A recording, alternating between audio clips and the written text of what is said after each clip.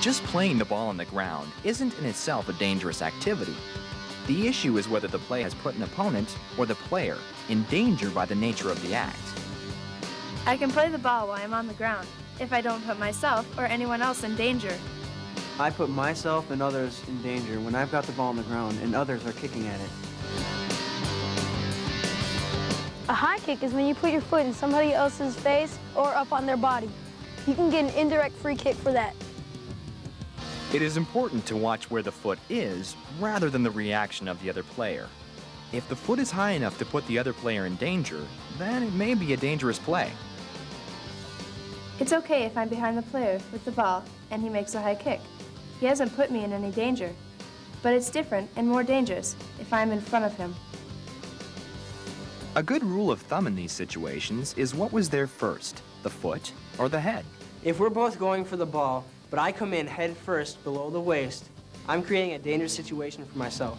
A very difficult situation is when the ball is at shoulder level, that one player chooses to try to kick and another chooses to try to head. The referee must judge which player caused the situation to be dangerous. Who made the move for the ball first, establishing the way to play it, with the head or with the foot? Sometimes, players will try to get the ball by showing their cleats. You need to be real careful with your cleats. You shouldn't go in with your cleats exposed. That's dangerous. Be careful here. It could cause severe injury. The laws don't require contact to be made. Just the action of showing the cleats in a dangerous or intimidating manner is considered a dangerous play.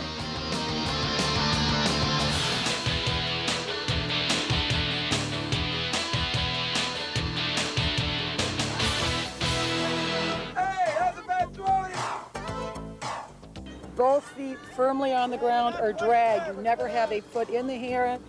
Both hands straight over your head, not letting loose with one hand back with one hand. Both hands have to go in unison. A bad throw-in would be if one of their feet come off the ground. When they're throwing the ball in, they need to keep both their feet firmly on the ground.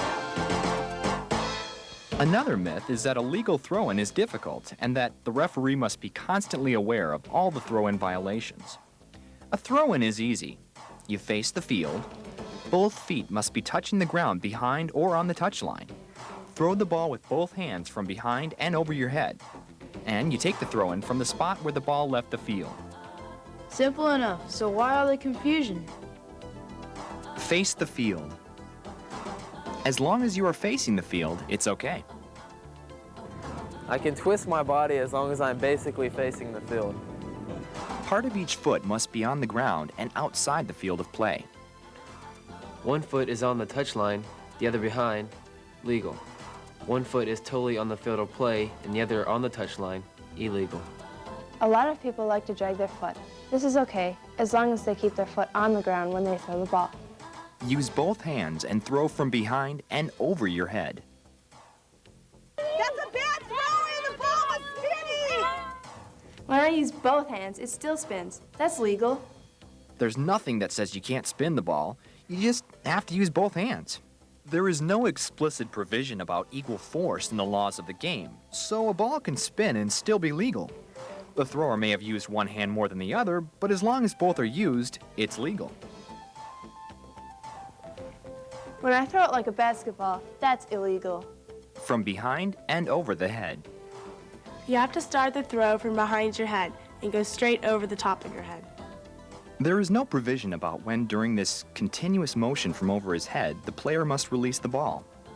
It can be near the end of the motion, allowing him to throw it at the ground, or early in the motion to allow him to throw the ball up in the air. But I can't start, stop, and then drop the ball.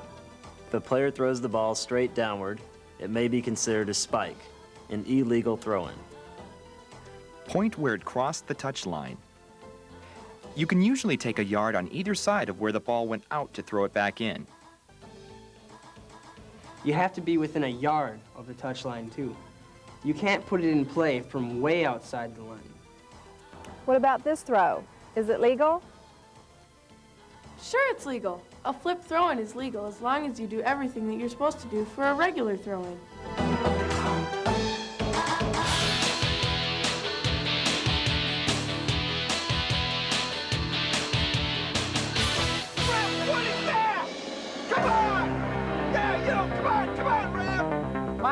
understanding is that you are not to have physical contact with the goalkeeper. You can't pass the ball back to the goalie with your foot. Goalkeepers are unique in the game of soccer. They're allowed some special privileges and responsibilities. A goalkeeper is the only player who may legally use his hands in his own penalty area. A goalkeeper is considered to be in possession of the ball by controlling it with any part of his hands or arms. This may include the goalkeeper putting his hand on top of the ball. I can bounce the ball and I can throw it up in the air and I still have possession of the ball. But if I throw the ball and let it hit the ground, then I lost possession of the ball. And I cannot pick it up again. Once I control the ball, I have 6 seconds to get it back into play.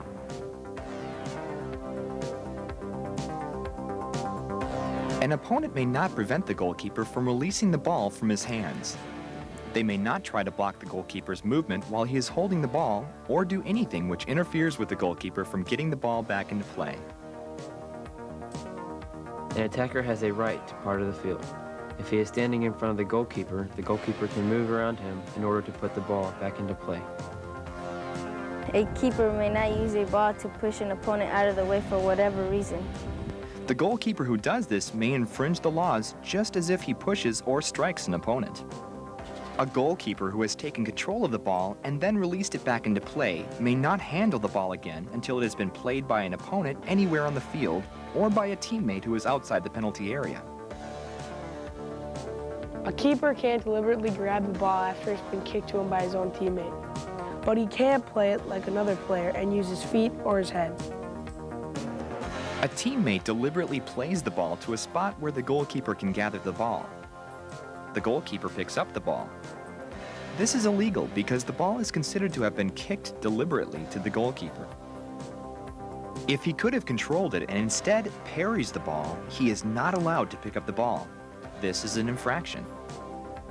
If the goalkeeper makes a save or is unable to control the ball, then he may use his hands to pick up the ball. If one of my teammates throws the ball into me, I am not allowed to handle it. If a player uses trickery to head the ball to the goalkeeper, it is an infringement of the laws whether the goalkeeper plays the ball with his hands or not. The player committing the trickery is trying to get around the laws and has committed a misconduct. Normal contact between the goalkeeper and the attacker should be viewed no differently than normal contact between two field players. Just because a goalkeeper is bumped doesn't mean the attacker should be thrown out of the game or even committed a foul. The goalkeeper and the attacker both challenging for the 50-50 ball is a normal, very exciting part of the game. Remember, the goalkeeper outside the penalty area has no special privileges and is treated just like any other player on the field. The myths of the game have always been with us. Hopefully this has provided us with a better understanding so that we can all enjoy the game. Mom, Dad, Coach, relax. This is my game. Let us play. and let us referee.